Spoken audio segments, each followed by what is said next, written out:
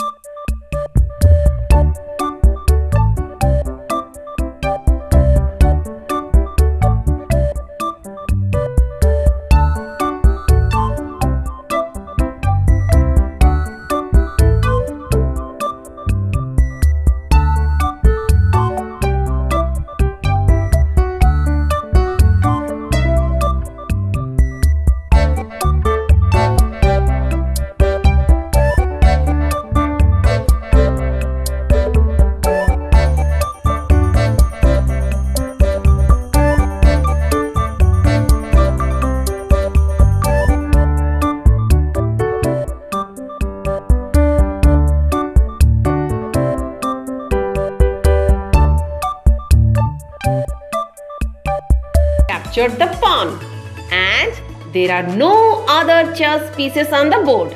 So, this challenge is finished. Let us now move on to our second Rook challenge. Let's consider